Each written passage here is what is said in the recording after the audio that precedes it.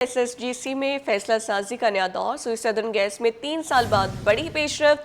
एसएसजीसी share holders का इजलास 11 रुकनी नया बोर्ड तश्कील दे दिया गया है। बोर्ड में 2 साबिक एमडी समेत अहम शख्सियात की शमूलियत।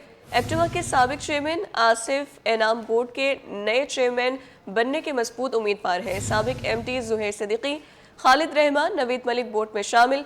नए डायरेक्टर्स 3 साल मुद्दत के लिए मुंतखब कर दिए गए हैं। आपको बताएं कि एसएसजीसी में फैसला साजी का नया दौर। स्विस सदर्न गैस में 3 साल बाद बड़ी पेशरफ्त हुई है। इस हवाले से तफसीलात जान लेते हैं ब्यूरो चीफ अशरफ खान से। बताइएगा। जी, देखा जाए स्विस सदर्न गैस कंपनी का जो शेयर होल्डर का अहम जनरल इजलास हुआ है, जिसमें देखा गया है कि 3 साल बाद जो है की ताखीर के बाद स्विस सदर्न गैस की कंपनी का 11 रुकनी बोर्ड तश्कील दे दिया गया है। बोर्ड में स्विस सदर्न गैस कंपनी के 2 साबिक एमडी भी शामिल किए गए और एप्टिमा और पाकिस्तान टेक्सटाइल मिल एसोसिएशन के साबिक चेयरमैन आसिफ इनाम जो है, कहा जा रहा है बोर्ड के नए चेयरमैन मुतवक्को हो सकते हैं। और एसएसजीसी शेयर होल्डर का गैर मामूली इजलास जो है वो हुआ है, जिसमें अहम फैसले हुए हैं। जीसी के साबिक एमडी जुहैर सिद्दीकी बोर्ड में शामिल किए गए हैं। एप्टिमा के साबिक चेयरमैन आसिफ इनाम भी बोर्ड में शामिल हैं। साबिक ज्वाइंट सेक्रेटरी पेट्रोलियम जो है सायरा नजीब अहमद और उस्मान चौधरी भी बोर्ड में शामिल हुए हैं। मोहम्मद दाऊद, मोहम्मद इकराम, मोहम्मद रेहान हाशमी, मोहम्मद अली खान भी बोर्ड में शामिल किए गए हैं। साबिक एमडी खालिद रहमान जो स्विस सदर्न गैस के हैं वो भी शामिल किए गए हैं। सलमा करिस्तान और जो है नवीद मलिक भी बोर्ड में शामिल हुए हैं और 11 रुकनी अफराद को 3 साल मुद्दत के लिए बोर्ड के नए डायरेक्टर के तौर पर मुंतखब कर लिया गया है। ठीक है, bureau chief Ashraf Khan update करे थे, आपका शुक्रिया।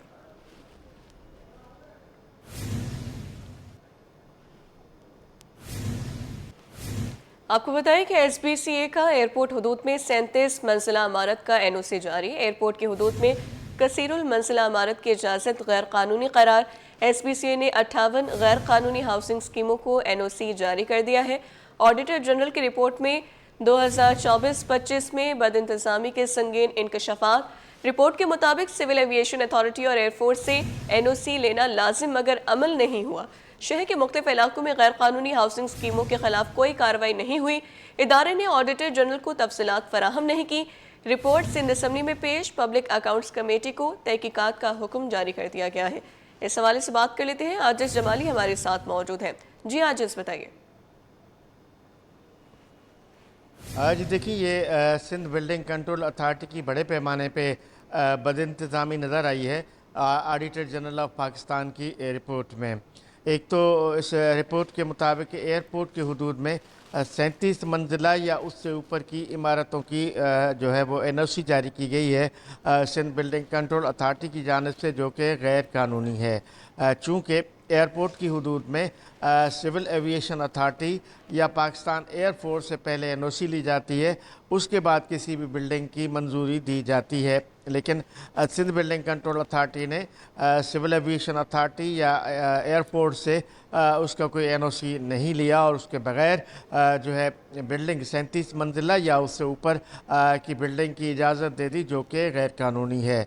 इस रिपोर्ट के मुताबिक ऑडिटर जनरल ऑफ पाकिस्तान की अपनी रिपोर्ट में ये भी लिखा है कि सिंध बिल्डिंग कंट्रोल अथॉरिटी ने एक और बड़ी जो है बदइंतज़ामी की है कि 58 हाउसिंग स्कीमों को गैर कानूनी तौर तामीर होने की इजाज़त दे दी और इनको एनओसी तो जारी नहीं किया था, लेकिन जब ये गैर कानूनी इमारतें बन गईं तो इनके ख़िलाफ़ जो है सिंध बिल्डिंग कंट्रोल अथॉरिटी ने कोई कार्रवाई नहीं की है।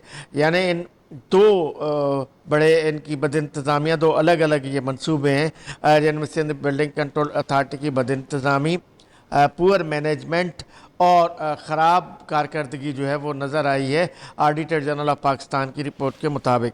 इन्होंने लिखा है कि नवंबर 2024 में ये मामला रिपोर्ट हुआ और जब रिपोर्ट हुआ तो सिंध बिल्डिंग कंट्रोल अथॉरिटी को मुतअद्दिद बार लेटर्स भेजे गए। जनवरी 2025 में 2-3 बार इनको लिखा गया कि ये 2 जो मामले हैं इनकी जो तफसीलात हैं वो ऑडिटर जनरल ऑफ पाकिस्तान को पेश की जाएँ, लेकिन सिंध बिल्डिंग कंट्रोल अथॉरिटी ने ऑडिटर जनरल ऑफ पाकिस्तान को तमाम तर तफसीलात पेश नहीं की हैं, बल्कि तफसीलात भेजने से मना कर दिया। जिसके बाद अब ये रिपोर्ट चंद रोज़ कबल सिंध असम्बली में आई है और सिंध असम्बली ने सिंध असम्बली की जो पब्लिक अकाउंट्स कमेटी है उसको हिदायत की है कि इस मामले की पब्लिक अकाउंट्स कमेटी तहकीकात करे। जी ठीक है, आज जमाली बहुत शुक्रिया करने के लिए।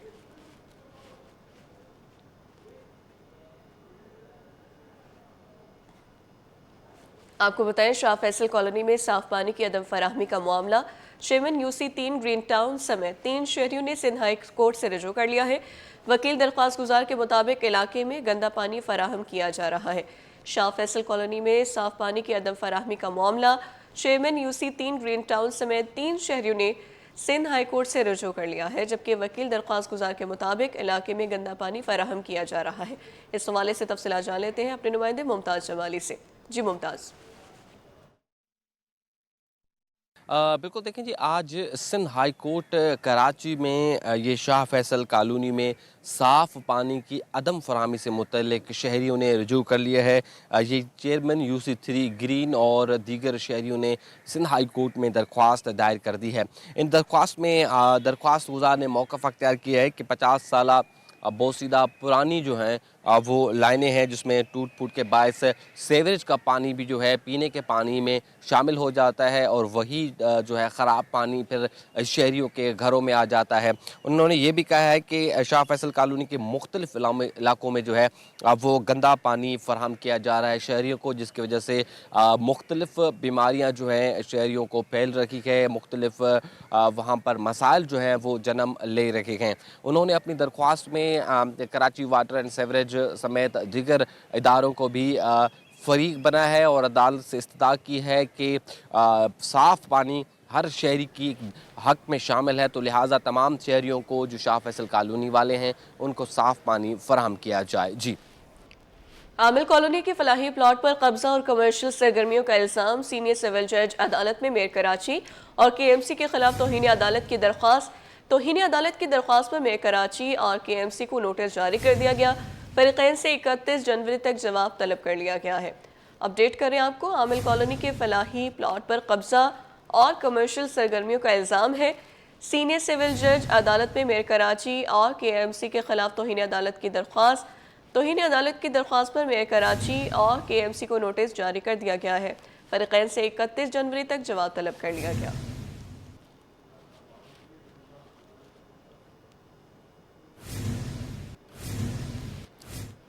थाना ब्रिगेड की हुदूद में कत्ल का मुकदमा, एडिशनल डिस्ट्रिक्ट एंड सेशन जज शर्की की अदालत में केस की समाअत हुई। अदालत ने मुल्जिम को मुकदमे की नकुल फराहम करते हुए फर्द जुर्म आयद करने की तारीख मुकर्रर कर दी।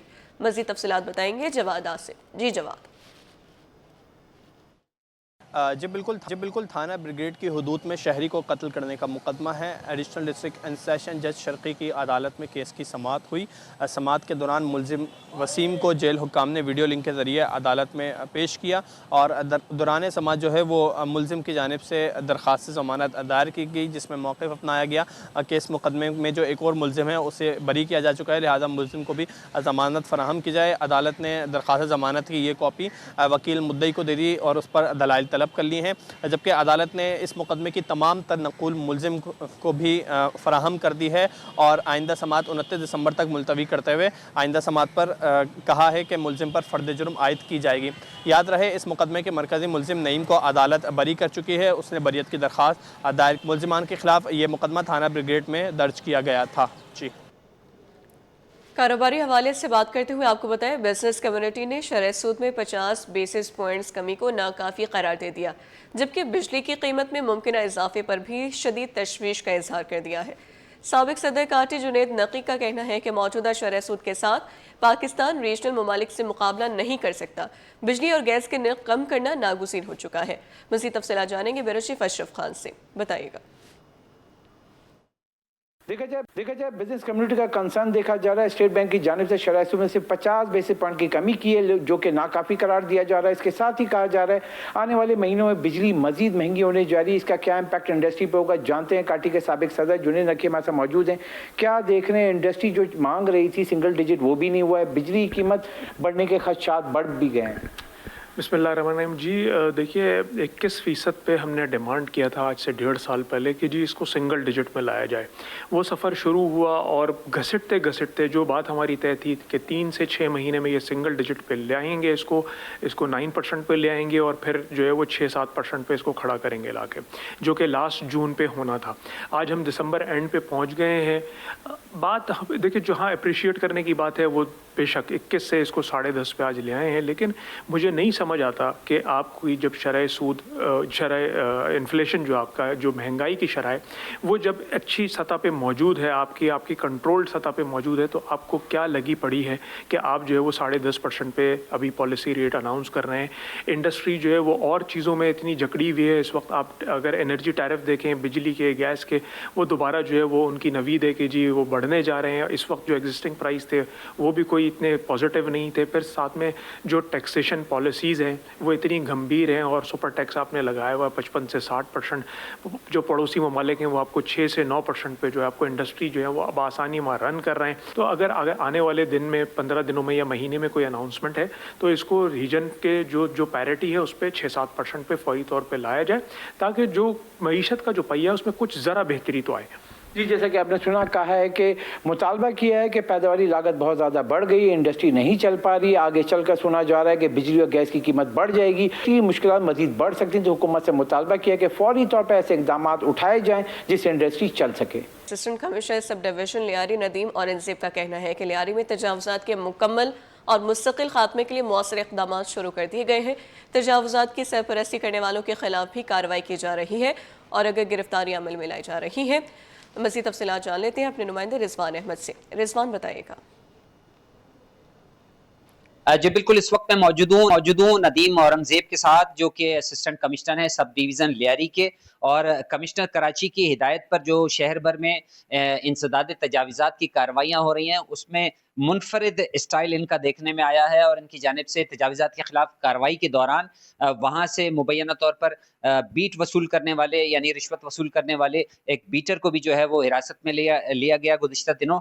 और इस सिलसिले में इनका ये कहना है कि न सिर्फ ये कि तजावीज़ मुस्तकिल खात्मा जो है वो इनकी जानिब से ऑपरेशन जारी रहेंगे, बल्कि इसके साथ साथ जो उनकी सरपरस्त हैं उनके खिलाफ भी सरकोबी का बाकायदा ऐलानी जंग कर दिया गया। हमारे साथ मौजूद है, इनसे बात करते हैं। बहुत शुक्रिया सर, किस तरह पता चला आपको कि ये बीटर है और इसको गिरफ्तार किया जाएगा तो आगे जो है तजावीज़ात नहीं लग सकते?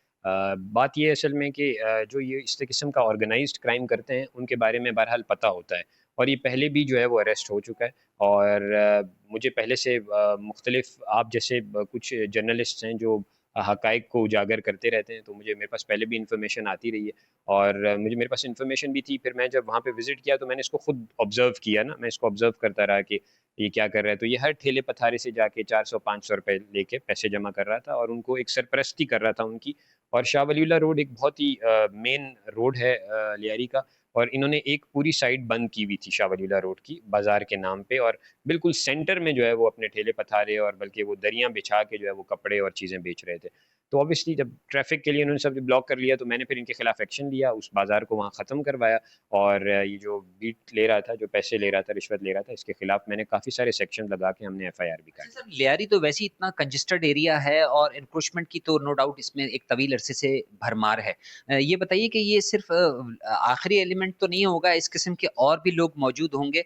फर्दर जो है इसमें आपने क्या प्लान किया? अच्छा, असल में सिस्टम जो भी होता है, ये ऑर्गेनाइज सिस्टम जब क्रिएट होता है तो इसमें मल्टीपल लोग आ जाते हैं ना, मुख्तलिफ लोग इससे फ़ायदा उठाना शुरू हो जाते हैं, मुख्तलिफ शुबे ज़िंदगी से। ये नहीं कि सिर्फ सरकारी लोग, लेकिन प्राइवेट लोग भी फ़ायदा उठाने लगते हैं। लेकिन जब हम उनको स्पेस ही नहीं दे रहे, हम जब वहाँ पे कोई चीज़ लगने ही नहीं दे रहे, तो फिर यार ये सारा सिस्टम ही कोलैप्स हो जाता है। तो एक तो हमारा ये प्रिवेंटिव मेजर है। बदकिस्मती से शहर में इस जानिब तवज्जो नहीं दी गई, जिसके नतीजे में तजावीज़ात में जो है दिन दोगुनी और रात चौगनी इजाफा हुआ। अगर हकर जोन बना दिए जाएँ लियारी में तो काफ़ी जो है तजावीज़ात का मसला हल हो सकता है मुस्तकिल बुनियादों पर। जी। घोटकी, कंदकोट पुल और धाबेजी इंडस्ट्रियल जोन पर काम जारी। मंसूबे सनती तरक्की और शहरी फलाह बहबूद में मुआवन साबित होंगे। शर्जील मेमन बोले, तरक्याती स्ट्रेटजी 2025-26 के तहत 1018 अरब के मंसूबे मंसूर। शदीद मौसमी हालात के खिलाफ मजबूत इंफ्रास्ट्रक्चर अव्वलीन तरजीहात में शामिल। सैलाब से मुतासर 1600 सानवी स्कूल्स के तामीर नौ के लिए 340 अरब मुख्तस किए गए। 9 नए कैडेट कॉलेजेस कायम किए जाएंगे। सक्खर में ख़वातीन यूनिवर्सिटी मनसूबा तेज़ी से मुकम्मल। तवानाई शोबे में सिंध सोलर एनर्जी मनसूबे के लिए 69.97 अरब मुख्तस फॉरेन प्रोजेक्ट असिस्टेंस के तहत 1557 अरब की सरमाकारी का मौसर इस्तेमाल होगा। बड़े अस्पतालों को 146.9 अरब की ग्रांट्स फराहम। शहरियों को मुफ्त तिबी सहूलियात मुयस्सर होंगी।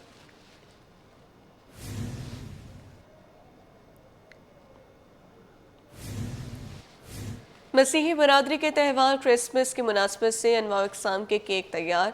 बेकरीज पर केक, टॉफ़ियों, डार्क चॉकलेट टॉफ़ी की मांग में इजाफा हो गया है। सदर में कायम कदीम बेकरी पर क्रिसमस की मुनासबत से तमाम मीठी अशिया मौजूद हैं। इस हवाले से बात कर लेते हैं राबिल सदीद से। जी राबिल, बताइएगा। ये त्यौहार हो और मीठा ना हो, ऐसा कैसे मुमकिन है। बिल्कुल क्रिसमस का त्यौहार है और कल क्रिसमस का मौका है, तो इसके सिलसिले में जो है वो बेकरियों पर अनवा अक़साम के केक्स जो है वो तैयार किए गए हैं, पेस्ट्रीज तैयार किए गए हैं, कप केक्स तैयार किए गए हैं, टॉफ़ीज़ तैयार किए गए हैं क्रिसमस की मुनासबत से। इस वक्त हम एक बेकरी पर मौजूद है जो कि सदर में है और काफ़ी कदीमी बेकरी है। यहाँ पर जो है वो क्रिसमस की मुनासबत से काफ़ी ज़्यादा केक्स हैं। मेरे कैमरामैन इमरान के आपको दिखाते चले तो यहाँ पर जो है वो क्रिसमस की मुनासबत से केक्स तैयार किए गए हैं। साथ ही साथ नीचे जो है आप देख सकते हैं कि कप केक्स भी जो है वो मौजूद है, सेंटा बना हुआ है। और हमारे साथ यहाँ पर बेकरी वर्कर भी मौजूद हैं। इनसे थोड़ी सी तफसीलात ले लेते हैं कि कब से तैयारियां शुरू हो जाती हैं। पूरे दिसंबर ही चलता है, तकरीबन 18 से हमारा काउंटर स्टार्ट हो जाता है और डिस्प्ले वगैरह सब लग जाता है हमारा। बाकी हमारी जो टोटल आइटम्स वगैरह होते हैं माशाल्लाह से ये हमारे 26 से 27 तक एंड हो जाते हैं तकरीबन। नो मैम, डिस्काउंट तो नहीं है हमारे पर, रेट हमारे एक ही होते हैं, मुनासिब रेट होते हैं, ज़्यादा रेट भी नहीं होते। तकरीबन ऐसे होते हैं जैसे कस्टमर भी हैप्पी रहे। बिल्कुल, जैसे कि आपने देखा हमारे साथ वर्कर मौजूद है, उनका यही कहना है कि क्रिसमस की मुनासबत से उनके पास केक्स हैं, पेस्ट्रीज हैं, कप केक्स हैं और साथ ही साथ टॉफ़ियों की जो है वो बास्केट भी मौजूद है, जो कि आप किसी भी अपने अज़ीज़ क़ारिब को तोहफे तहफ़ में पेश कर सकते हैं। और क्रिसमस का मौका है, इस सिलसिले में जो है वो काफ़ी ज़्यादा मीठा जो है यहाँ पर बनाया गया है। और डिस्काउंट तो फिलहाल मौजूद नहीं है, लेकिन क्रिसमस की मुराद है क्योंकि खुशियों का त्यौहार है, तो इस सिलसिले में जो है वो यहाँ पर तमाम तर केक्स और कप केक्स वगैरह मौजूद हैं। जी, कराची समेत मुल्क भर में क्रिसमस के मौके पर गिरजाघरों में खुसूसी तैयारियां जारी हैं। गिरजाघरों को बरक़ी कुमकुमों, खूबसूरत सजावट और क्रिसमस ट्रीज से आरास्ता किया जा रहा है। खुसूसी दुआई तक़रीब, रिहर्सल और सफाई के इंतजाम मुकम्मल किए जा रहे हैं। मज़ीद तफ़सीलात जानेंगे दुआ शकील पराचा से। जी दुआ। बिल्कुल चंद ही घंटे रह गए हैं क्रिसमस का त्यौहार मनाने में और हर जगह पे सजावटी काम भी शुरू कर दिए गए हैं। और इसी हवाले से मैं मौजूद हूँ सदर के इलाके में सेंट पैट्रिक्स कैथेड्रल चर्च के अंदर मौजूद हूँ मैं, जहाँ पर मेरे साथ इस वक्त फादर शकील भी मौजूद हैं। लेकिन इससे पहले मेरे कैमरामैन जो है, अगर मेरे अगर में दिखा सके इमरान, कि किस कदर खूबसूरती से इस चर्च को जो है वो सजाया गया है क्रिसमस के त्यौहार के हवाले से, उनकी हिस्ट्री के हवाले से पूरे चर्च को जो है रंगीन कर दिया गया है। बहुत ही खूबसूरत मनाजिर हैं। इसी हवाले से हमारे साथ जो है फादर शकील भी मौजूद हैं। इनसे जानते हैं कि मजीद आज के दिन में जो है वो क्या क्या जो है इवेंट्स होंगे और क्या क्या आज जो है वो करवाया जाएगा, और सजावटी काम के हवाले से भी थोड़ा सा हमें बताइए। आज हमने ऑलमोस्ट अपनी डेकोरेशन कंप्लीट कर लिया क्रिसमस की, और रात 10 बजे से हमारी इबादत का आगाज़ हो जाएगा। पहली इबादत होगी रात को 10 बजे, फिर उसके बाद 12 बजे। तो मुझे बताइएगा, थोड़ा सा हमें बताइएगा कि किस तरह से इसको सजाया गया है, क्या क्या जो है इलामती जो है, ये बहुत ही खूबसूरत एक लग रहा है, कोना बना हुआ है, तो इसके बारे में थोड़ा सा बताइएगा क्या क्या चीज़ें जो होती है, मेन चीज़ें होती हैं आपकी सजावट के अंदर। ये क्रिसमस में हम काफ़ी डेकोरेशन करते हैं। ये चरनीस को कहते हैं, क्रिब इंग्लिश में। तो ये हमें जो वो मंजर पेश करते हैं जब खुदावंद यीशु मसीह पहली बार इस दुनिया में आए थे, तो मुख्तलिफ मुल्कों के जो बादशाह थे वो उनके लिए गिफ्ट लेकर आए थे, ये आप देख सकते हैं। और जो चरवाहे थे, एक्चुअली वो तो जो रद्द किए हुए लोग थे ना चरवाहे, तो उनके लिए सबसे बड़ा पैगाम फरिश्ता पहले लेके आया कि तुम्हारे लिए एक मुनज्जी पैदा हुआ है। तो वो भी देखो अपनी जो भी उनके पास था भेड़ बकरियां, वो उनके लिए तोहफ़ लेकर आए थे खुदावंद यीशु मसीह के लिए। जी बिल्कुल, आपने इनकी गुफ्तगू सुनी। इनका यही कहना था कि बहुत ही खूबसूरत तरीके से गिरजाघरों को जो है सजाना शुरू कर दिया गया है, क्योंकि कल जो है त्यौहार है, चंद ही घंटे रह गए हैं क्रिसमस का त्यौहार जो है मनाने के अंदर। उनका ये भी कहना था कि ये जो है चर्चेज़ हैं, इनको बहुत से मुख्तलिफ चर्चेज़ हैं, इसी तरह सजाया गया है। और इनकी जो इबादत का सिलसिला है, अभी तो सजावटी काम जो है वो ख़त्म हो चुके हैं। साथ ही साथ आज रात 10 बजे से इनकी इबादत का भी जो सिलसिला जो है वो शुरू हो जाएगा। जी, सोने और चांदी की कीमत की ऊंची उड़ान, सोना खरीदना अब ख्वाब बन गया। चांदी की कीमत को भी पर लग गई। आलमी बाजार में सोना $20 महंगा होकर $4,505 फी औंस पर पहुंच गया है। इस हवाले से तफसीलात जानेंगे विरशिफ अशरफ खान से। अपडेट कीजिएगा। जी देखा जाए आलमी और मुकामी मार्केट में सोने और चांदी की कीमतों की ऊंची उड़ान नहीं रुक रही है। आज भी आलमी बाजार में सोना $20 महंगा होकर $4,505 फी औंस पर पहुंच गया। इस इजाफे का असर मुकामी सराफा बाजार में हुआ है, जिससे एक तोला सोना जो है मजीद $2,000 महंगा होकर मुल्क की तारीख में पहली बार $4,72,862 की बुलंदतरीन सतह कायम कर दी है।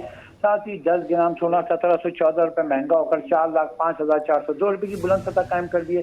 साथ ही तलब बढ़ने पर एक तोला चांदी की कीमत जो है ₹5 इजाफे से $7,705 की नई बुलंदतरीन सतह पे पहुंच गई है। सराफा डीलर्स का कहना है कि आलमी मार्केट में एक बार फिर सरमायाकार महफूज सरमायाकारी की वजह से सोने और चांदी में सरमायाकारी कर रहे हैं।